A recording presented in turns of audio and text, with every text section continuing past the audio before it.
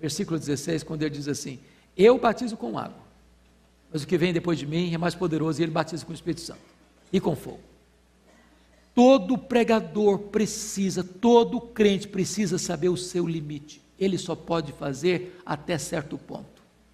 Os tempos estão sombrios, todos os sinais estão sendo dados. Acorde enquanto é tempo. Jesus está voltando. Volte para ele antes. O mundo nos engana, mas a verdade é uma só: desde o mundo nada se leva. Não se deixe mais ser enganado pelos emissários de Satanás.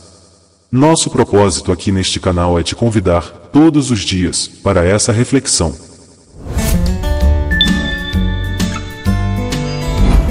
Reflexão do dia.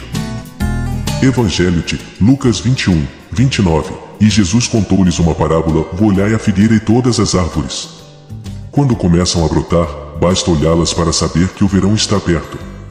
Vós, do mesmo modo, quando virdes acontecer essas coisas, ficais sabendo que o reino de Deus está perto. Em verdade vos digo, desta geração não passará antes que tudo aconteça. O céu e a terra passarão, mas as minhas palavras não passarão. Só Deus é o único Rei.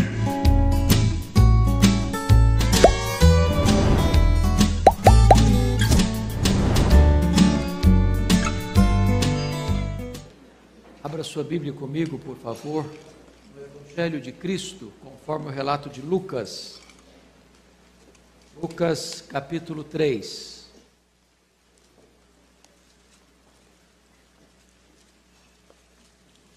Lucas, capítulo 3,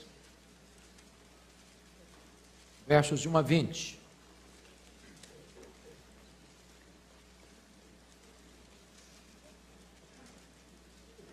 Esse texto diz o seguinte: no 15º ano do reinado de Tibério César, sendo Pôncio Pilatos governador da Judeia, Herodes, tetrarca da Galileia, seu irmão Filipe, tetrarca da região da Itureia e Traconites, e Lisânias, tetrarca de Abilene, sendo sumos sacerdotes Anás e Caifás, veio a palavra de Deus a João, filho de Zacarias, no deserto. Ele percorreu toda a circunvizinhança do Jordão, pregando o batismo de arrependimento para a remissão de pecados, conforme está escrito no livro das palavras do profeta Isaías: voz do que clama no deserto, preparai o caminho do Senhor, endireitai as suas veredas. Todo vale será aterrado e nivelado todos os montes e outeiros. Os caminhos tortuosos serão retificados e os escabrosos aplanados, e toda a carne verá a salvação de Deus. Dizia, pois, às multidões que saíam para serem batizadas: raça de víboras, quem vos induziu a fugir da ira vindoura? Produzi, pois, frutos dignos do arrependimento, e não comeceis a dizer entre vós mesmos: temos por pai Abraão. Porque eu vos afirmo que destas pedras Deus pode suscitar filhos a Abraão. E também já está posto o machado à raiz das árvores. Toda árvore, pois, que não produz bom fruto é cortada e lançada ao fogo. Então as multidões interrogavam, dizendo: que havemos, pois, de fazer? Respondeu-lhes: quem tiver 2 túnicas, reparta com quem não tem, e quem tiver comida, faça o mesmo. Foram também publicanos para serem batizados e perguntaram-lhe: mestre, que havemos de fazer? Respondeu-lhes: não cobreis mais do que o estipulado. Também soldados lhe perguntaram: e nós, que faremos? E ele lhes disse: a ninguém maltrateis, não deis denúncia falsa, e contentai-vos com o vosso soldo. Estando o povo na expectativa, e discorrendo todos no seu íntimo a respeito de João, se não seria ele porventura o próprio Cristo, disse João a todos: eu na verdade vos batizo com água, mas vem o que é mais poderoso do que eu, do qual não sou digno de desatar-lhe as correias das sandálias. Ele vos batizará com o Espírito Santo e com fogo. A sua pá ele a tem na mão, para limpar completamente a sua eira e recolher o trigo no seu celeiro, porém queimará a palha em fogo inextinguível. Assim, pois, com muitas outras exortações, anunciava o evangelho ao povo. Mas Herodes, o tetrarca, sendo repreendido por ele, por causa de Herodias, mulher de seu irmão, e por todas as maldades que o mesmo Herodes havia feito, acrescentou ainda sobre todas a de lançar João no cárcere. Irmãos amados, eu quero conversar um pouco hoje com vocês sobre este personagem chamado João Batista, o precursor do Messias. Este homem é uma espécie de dobradiça entre o Antigo e o Novo Testamento. Ele encerra o Velho e começa o Novo. Jesus Cristo disse que dentre os nascidos de mulher, nunca houve alguém maior do que este homem. E eu gostaria de então olhar para esse personagem a partir do registro de Lucas, porque é Lucas quem melhor nos apresenta o cenário onde este homem surgiu. E notem vocês que Lucas começa do geral para o particular. Ele começa do vasto império romano e vai limitando a sua descrição até chegar na cidade de Jerusalém. E ele começa dizendo que foi no 15º ano do reinado de Tibério César, quando Pilatos era governador da Judéia e Herodes, tetrarca da Galileia, e os outros membros da família herodiana reinando em tetrarquias daquela região de Israel, é que Deus levanta este homem. Mas eu queria que você compreendesse um pouco mais da história para entendermos o que está escrito aqui. Vocês sabem que Israel caiu nas mãos da Babilônia em 586. Vocês sabem que a Babilônia caiu nas mãos do Império Medo-Persa, e este Império Medo-Persa é quem determinou que os judeus pudessem voltar para Jerusalém para a reconstrução do templo. Vocês também sabem que no ano 359, o Império Medo-Persa cai nas mãos do Império Grego. Vocês também sabem que este Império Grego dura até 323. E quando Alexandre o Grande morre, e quando ele morre, este território de Israel é dividido entre 4 dos seus generais. Aliás, todo o território dele é dividido entre 4 generais, mas Israel fica ora sob o governo dos Seleucidas, que eram os sírios, ora sob o governo dos Ptolomeus, que eram os egípcios.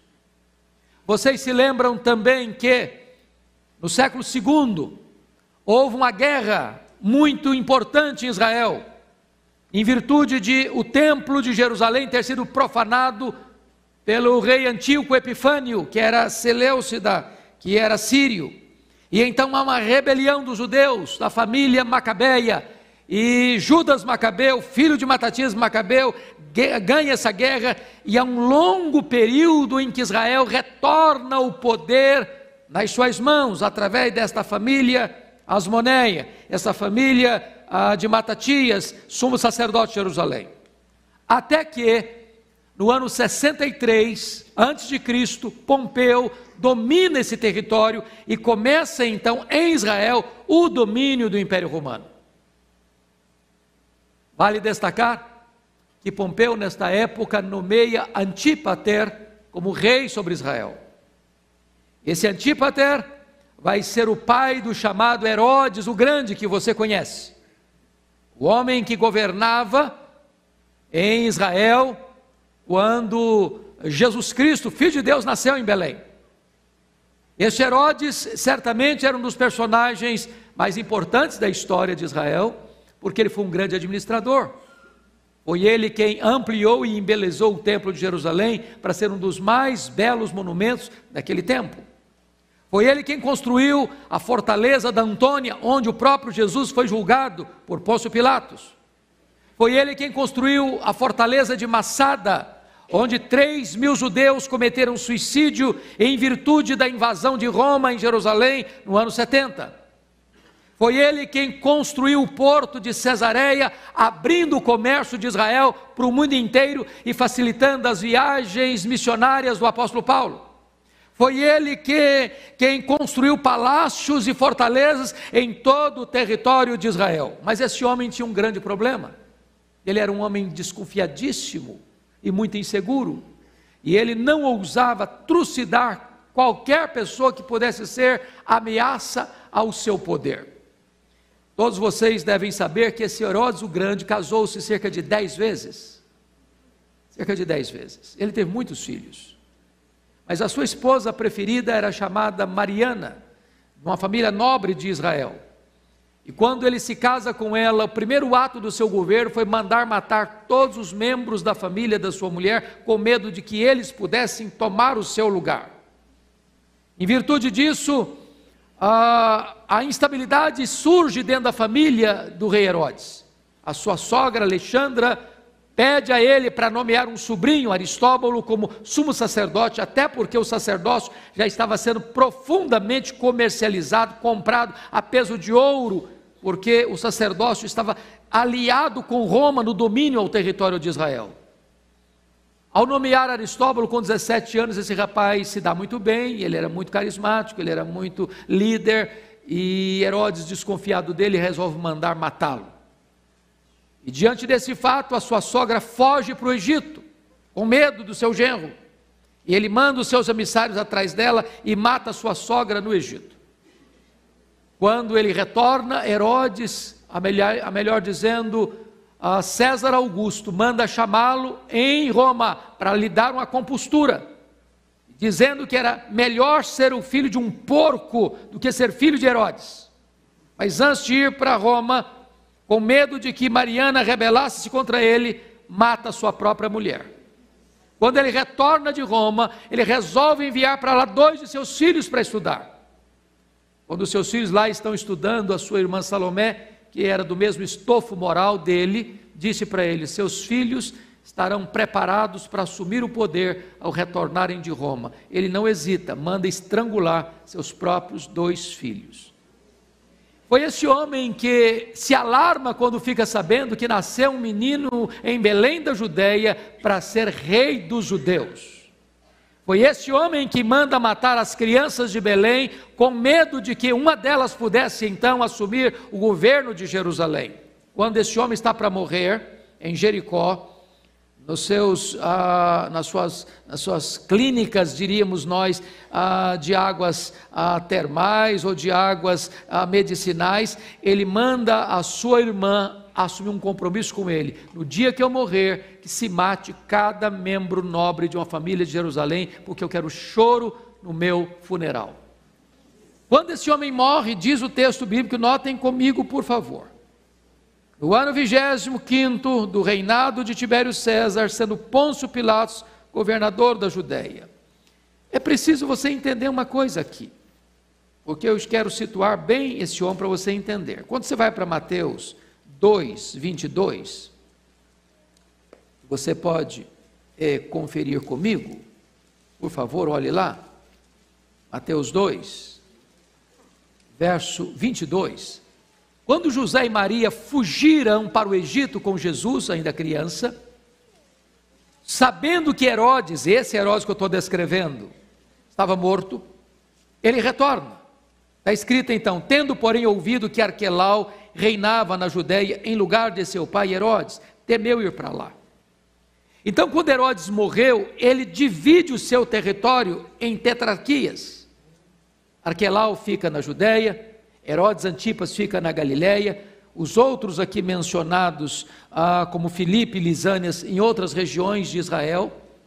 Mas agora, quando Lucas escreve sobre o aparecimento de João Batista, nós estamos falando que um outro imperador já está governando, que é Tibério César, não é mais César Augusto.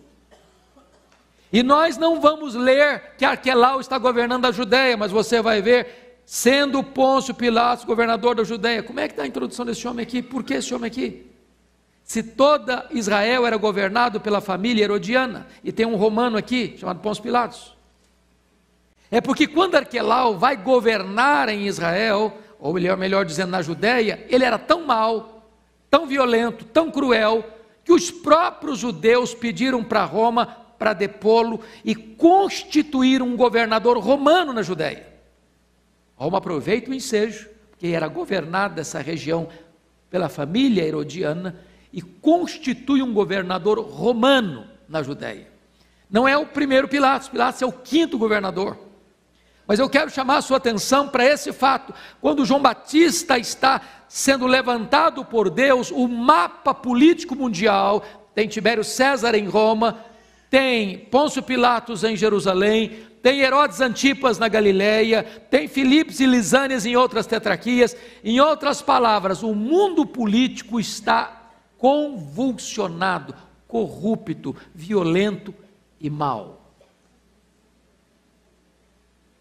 Agora preste atenção no cenário religioso do verso de número 2. Sendo sumos sacerdotes Anás e Caifás. Você sabe que só tinha um sumo sacerdote. De 37 para cá, antes de Cristo, até esse período já tinham 28 sumos sacerdotes em Jerusalém. O sacerdócio era comprado a peso de ouro, porque a classe sacerdotal, ou seja, a classe dos saduceus, estava aliada com Roma para o domínio de Roma em Israel. Eles já tinham vendido a sua consciência por dinheiro e transformado o templo de Jerusalém num covil de salteadores. E agora, nesse período, tem dois sumos sacerdotes. Anás é o sogro, Caifás é o genro. Anás já tinha sido deposto por um governador romano, mas ainda tinha o apoio do povo, e agora aparecem os dois agindo religiosamente em Jerusalém. Eu estou querendo levantar esse dado para vocês, para dizer uma coisa. Quando João Batista foi levantado por Deus, o cenário político e religioso era o pior possível em Israel. Quando você vê um período de muita crueldade política, de muita crise moral, de muita crise religiosa, preste atenção, Deus pode virar a mesa. Deus pode criar um fato novo. Deus pode levantar um homem. Deus pode começar um grande movimento de reavivamento espiritual. Louvado seja Deus.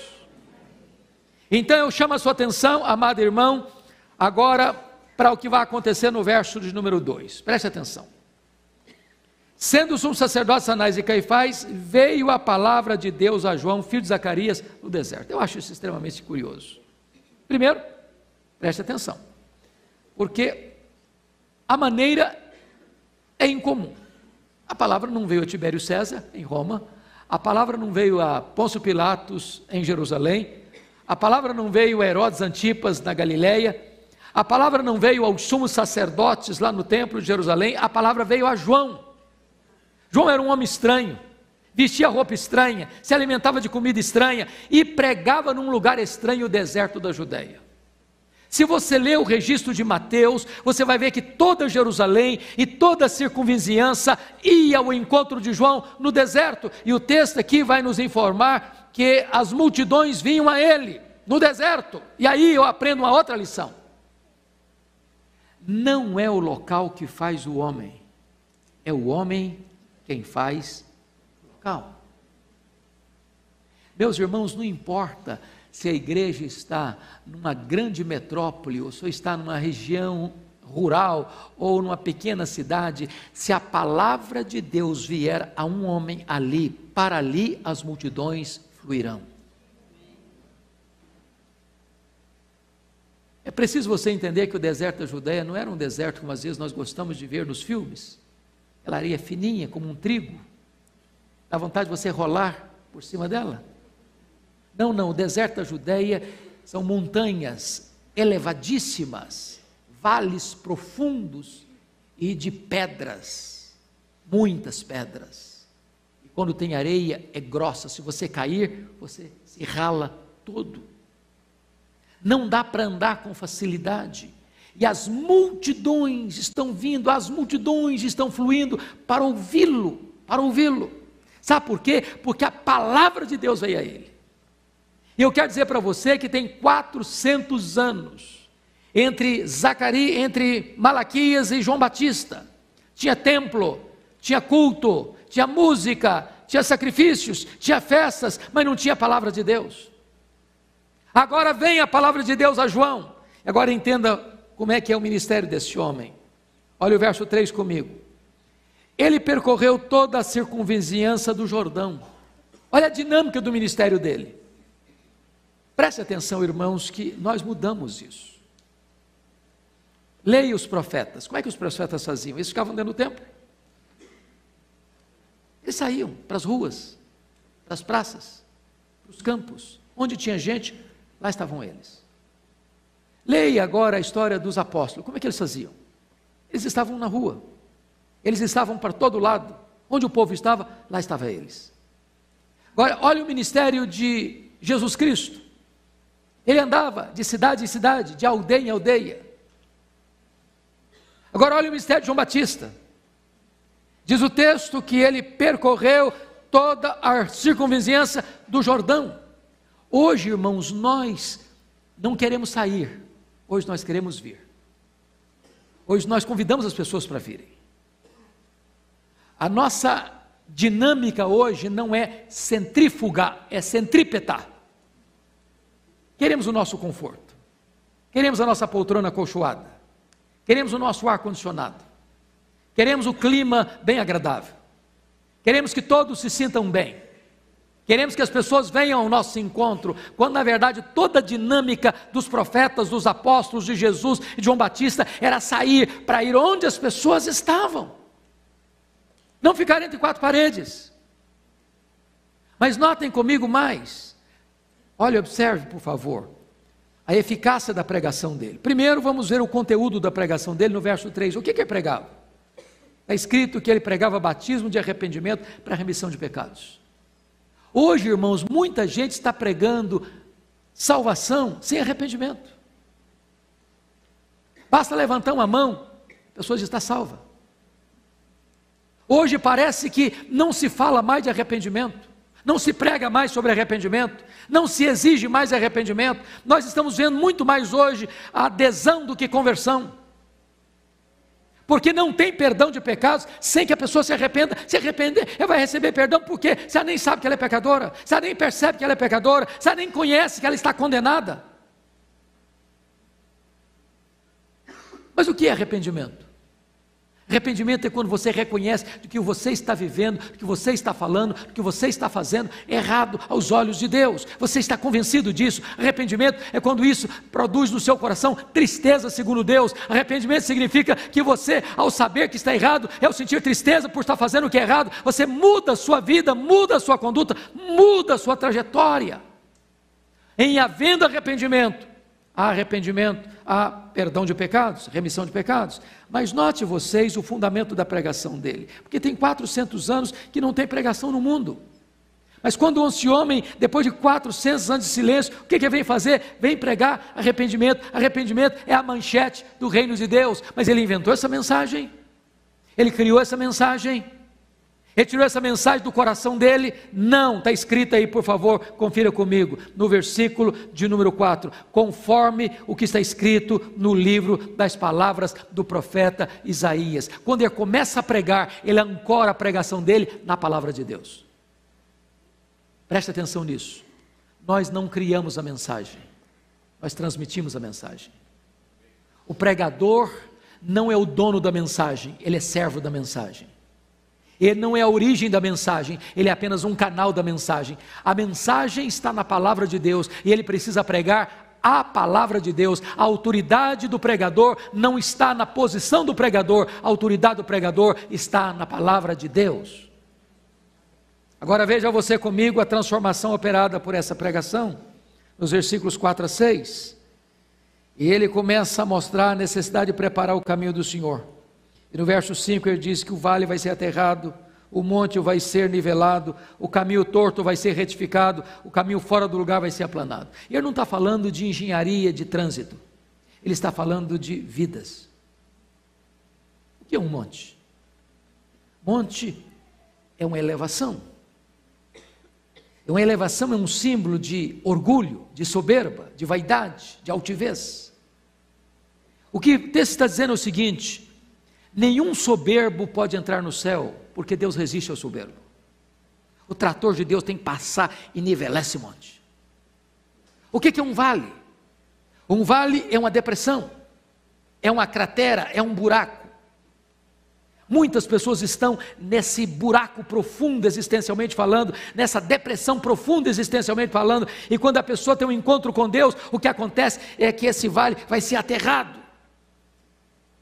Há muitas pessoas cuja vida é um caminho sinuoso, é um caminho torto, é uma vida dupla, é uma vida de hipocrisia, é uma coisa aqui, outra ali. Quando a obra de Deus entra no nosso coração, a vida passa a ser reta. Tem muito caminho que é escabroso, e a palavra escabroso no grego significa fora do lugar. Qual é a área da sua vida que hoje, nesta noite, está fora do lugar? É a sua vida sentimental? É a sua vida financeira? É o seu casamento? É a sua família? São os seus negócios? É a sua vida íntima e pessoal? Pois hoje Deus quer colocar a sua vida no lugar certo. Agora preste atenção, irmãos. Qual foi a abrangência da pregação deste homem? Veja comigo, por favor. Versículos 7, 12 e 14.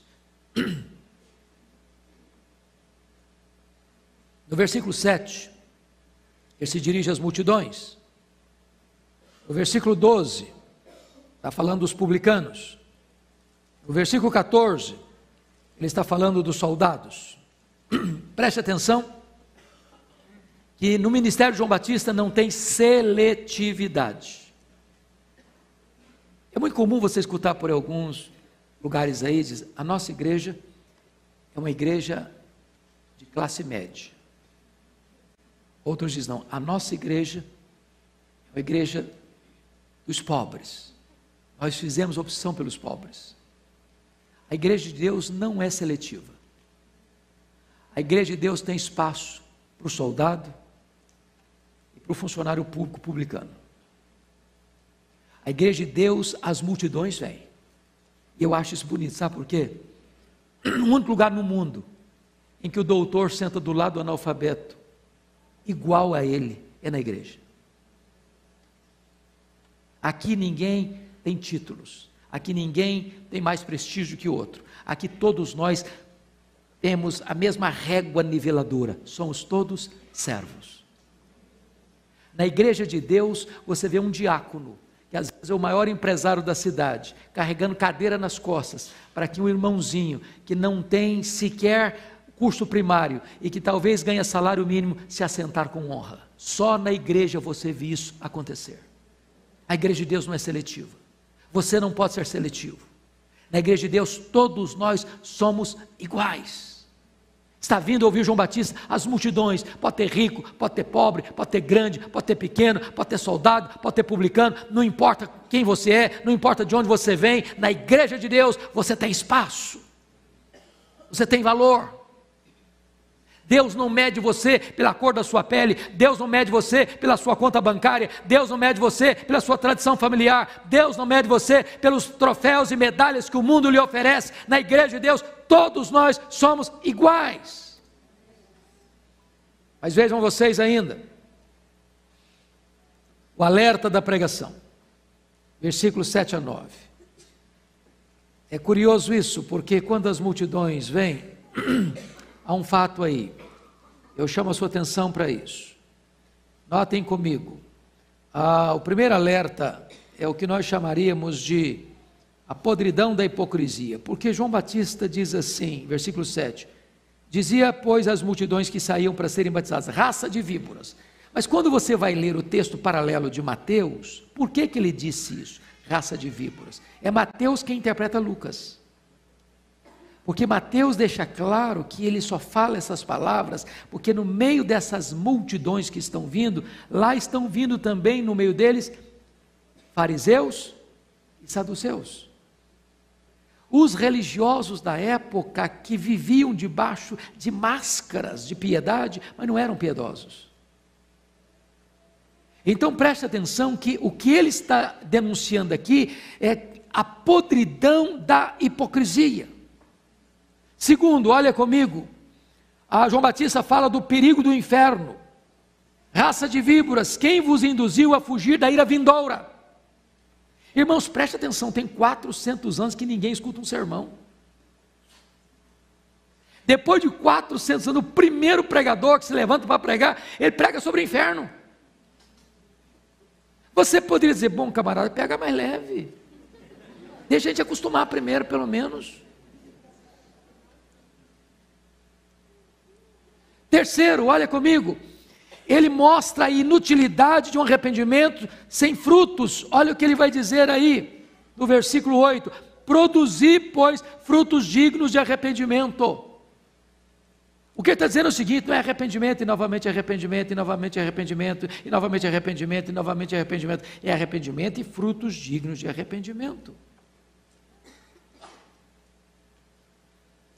Você precisa parar de se arrepender, de fato se arrepender.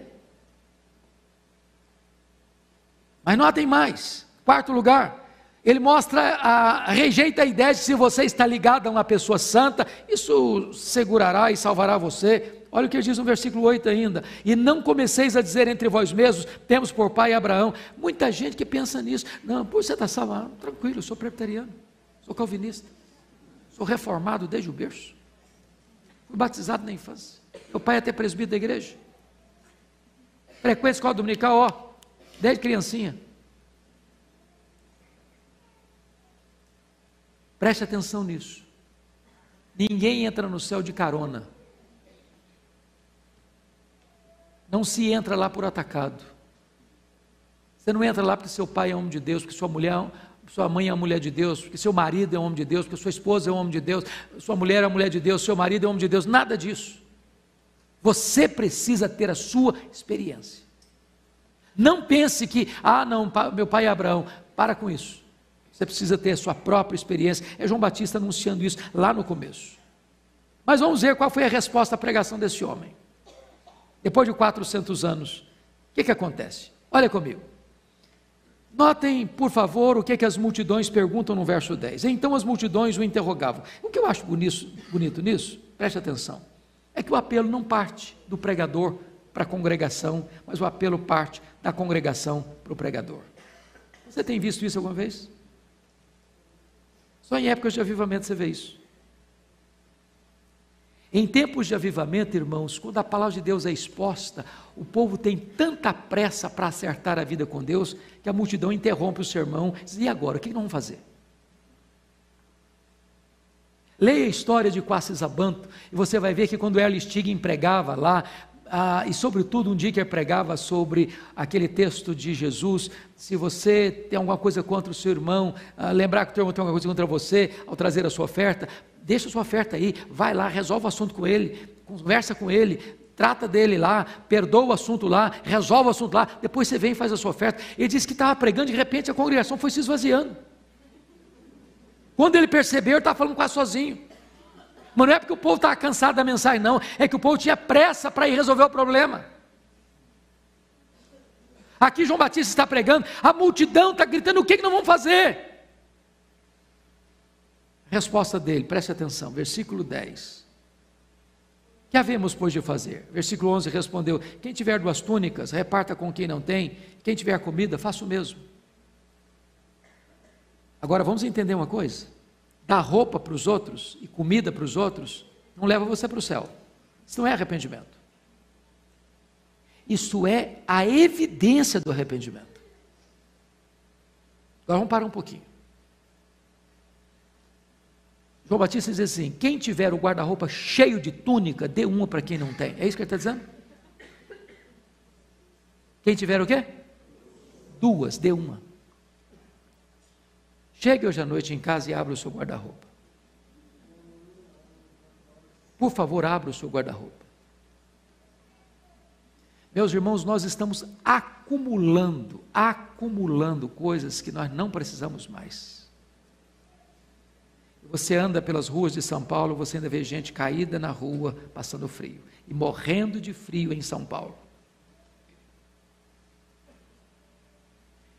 Dar para quem não tem não é arrependimento, é a evidência de que você de fato se arrependeu. Se você tem comida, reparta com quem não tem. Cristianismo não é discurso, cristianismo é prática. Mas veja comigo qual foi a pergunta dos publicanos, versículo 12. Foram também os publicanos para serem batizados e perguntaram-lhe: mestre, o que havemos de fazer? Então vamos ver o que ele disse. Respondeu-lhes: não cobreis mais do que o estipulado. Mas por que os publicanos fizeram essa pergunta? O que vamos fazer? E por que Jesus deu essa resposta? Quem eram os publicanos? Quando Roma tinha que cobrar imposto de uma província, abria-se uma espécie de licitação, de consulta, de quem se candidataria a assumir esse cargo, essa função, para pagar X para Roma, podendo explorar aquela região, aquela província. A pessoa que ganhava esse concurso, chamado concurso público da época, então recebia a autorização em nome de Roma para recolher os impostos. Esse responsável maior podia contratar outros publicanos para trabalhar para ele. Esse era o maioral dos publicanos. E via de regra, eles embolsavam mais do que podiam, mais do que precisavam, além do que era devido. E quando vieram essas pessoas para João Batista, diziam: olha, o que nós vamos fazer? Olha, não cobre mais do que o estipulado. Não cobre mais do que o estipulado. Sabe o que significa isso? A prova que você se arrependeu é se você é honesto. Não adianta você falar que você é crente, que você é presbiteriano, que você é reformado, que você é calvinista, se na hora de você fazer os seus negócios, você explora as pessoas. Mas vem os soldados, olha o 14 comigo. Também os soldados lhe perguntaram: e nós o que faremos? E ele lhes disse: a ninguém maltrateis, não deis denúncia falsa e contentai-vos com o vosso soldo. Vamos entender isso aqui. Por que esse negócio de maltratar e dar denúncia falsa? É porque os soldados estavam trabalhando mancomunados com os coletores de impostos, com os publicanos.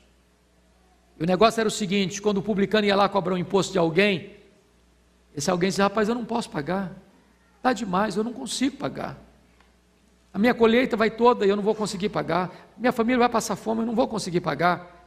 Aí o soldado entrava na jogada, o publicano dava uma propina para ele, vai lá e bota aquele cara na parede, fala para ele que se ele não pagar, você vai denunciá-lo às autoridades superiores, ele vai sofrer as sanções, ele vai sofrer o braço duro da lei sobre ele. E o soldado embolsava essa propina. João Batista está dizendo para o soldado o seguinte: você quer me dar evidências de que você de fato se arrependeu? Então faça um favor, não dê denúncia falsa, não maltrate ninguém, viva com seu salário. Vocês acham que esse problema hoje ainda acontece?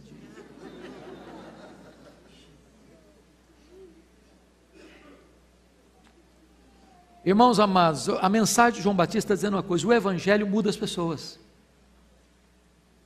Não é o fato de você ter um rótulo de crente, não é o fato de você ter uma Bíblia, não é o fato de você fazer oração, não é o fato de você vir para a igreja, não é o fato de você ser aluno da escola dominical, não é o fato de você ser um líder da igreja. O evangelho precisa mudar a nossa vida. Mas qual é a postura desse pregador? Primeira identidade dele, 15 e 16, olha comigo. Irmãos amados, isso me impressiona muito. Olha o versículo 15 assim: estando o povo na expectativa e discorrendo quantos? Todos no seu íntimo. Eu fico impressionado, porque tem multidões. Você não tem unanimidade em lugar nenhum. Não tem uma pessoa sequer da vasta multidão que está lá ouvindo João Batista que não tivesse cogitado no seu íntimo: porventura, não é ele o próprio Cristo? Sabe o que aconteceu? Essa pergunta sedutora e aveludada beija os ouvidos de João Batista.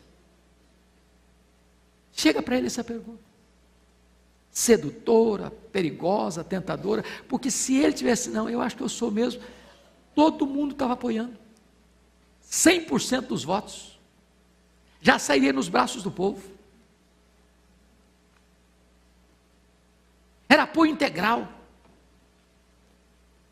Mas ele foi claro e categórico. Preste bem atenção na resposta dele no verso 16. Disse João a quem? A todos. Se todo mundo comentou, a resposta tem sido dada a todos. Para não haver nenhum problema de comunicação. Disse João a todos: eu na verdade vos batizo com água, mas vem o que é mais poderoso que eu, do qual não sou digno de desatar-lhe as correias das sandálias, e ele vos batizará com o Espírito Santo e com fogo. Sabe o que ele está dizendo aqui? É o que ele disse mais nos outros textos. Ele disse: não, eu não sou o Messias, eu não sou o verbo, eu sou apenas uma voz que clama no deserto. Eu não sou a luz, eu sou apenas testemunha da luz a respeito da verdadeira luz que vindo ao mundo e ilumina todo homem. Eu não sou o Cordeiro de Deus, eu aponto para ele e digo: eis o Cordeiro de Deus que tira o pecado do mundo. Eu não sou o noivo, eu sou apenas um amigo do noivo. Eu batizo com água, mas aquele que vem depois de mim é mais poderoso que eu, e ele os batizará com o Espírito Santo e com fogo. Eu não sou nem digno de me curvar, desatar as correias das suas sandálias. Eu tenho um lema de vida: convém que ele cresça e que eu diminua. O que esse homem está dizendo para nós é que o pregador não pode querer receber a glória que só pertence ao Senhor Jesus.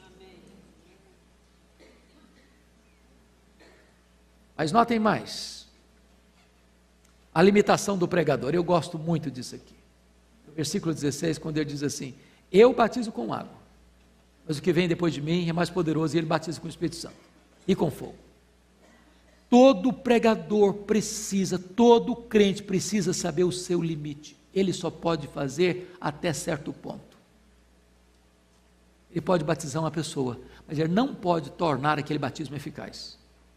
Ele pode ministrar os elementos da ceia, mas ele não pode tornar aqueles elementos eficazes no coração daquela pessoa.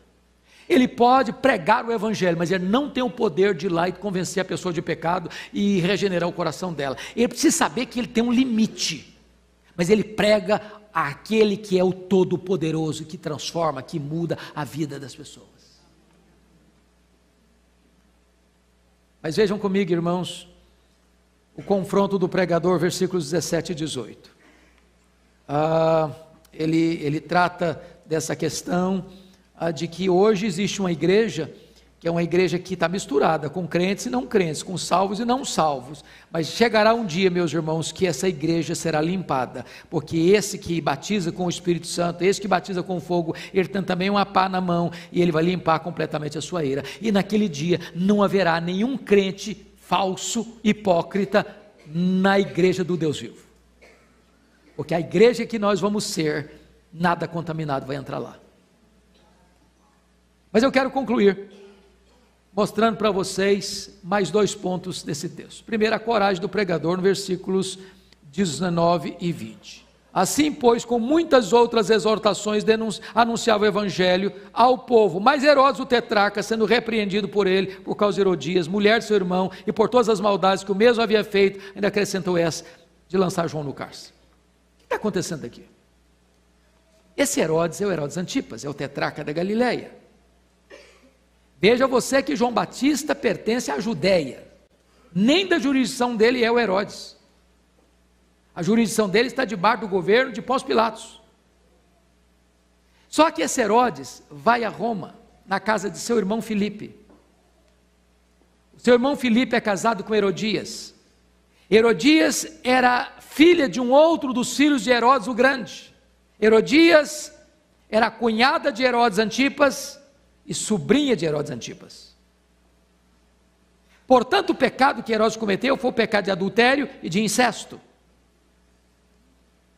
Esse Herodes Antipas era casado com a filha do rei Aretas, e a Herodias diz para ele: eu vou com você para Jerusalém, eu me junto com você, mas você vai ter que se divorciar da sua mulher, para ficar comigo. E Herodes divorcia da filha do rei Aretas, e fica com a sua sobrinha, com a sua cunhada, traindo o seu irmão. E quando João Batista vê isso, ele denuncia, não é lícito você fazer isso. Aí eu pergunto a você, e se nós fôssemos tratar da vida pessoal dos políticos do Brasil? O que seria? Mexer numa caixa de marimbondo? Um vespeiro? O que acontece conosco? Nos acovardamos? Quando perguntaram para o pastor Francisco Leonardo em Recife, pastor, se a igreja for mais perseguida, ela será mais fiel? Ele disse, não, se ela for mais fiel, ela vai ser mais perseguida.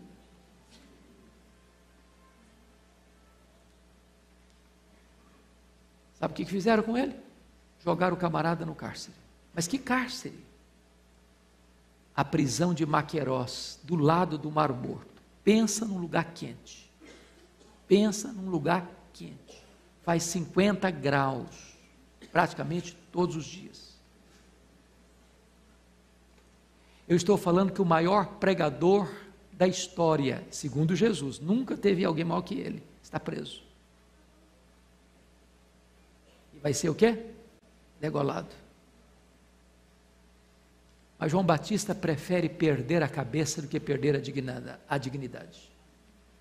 Ele prefere morrer a ser conivente com o pecado. Ele prefere ser martirizado do que entrar para a história como um falso profeta. Ele foi perseguido pelos homens, mas ele foi elogiado pelo Senhor da glória. O que importa para nós, irmãos, não é o aplauso do mundo. O que importa para nós é a aprovação do céu. Que Deus nos ajude a olhar para a vida desse homem, para o ministério desse homem, para a coragem deste homem, para a humildade deste homem, para o exemplo deste homem, para o legado deste homem e sermos uma igreja digna da gloriosa vocação. Meus amigos e irmãos, as coisas mundanas, às vezes nos faz sentir que estamos vivendo um mundo de felicidades. Não nos deixam enxergar a realidade e ainda nos mantêm na escuridão. É preciso que alguém nos chame a atenção dessas coisas, que nos faça acordar para a verdadeira vida, vida essa, com Jesus. O momento de despertar é agora. Pare agora, e pense nisso.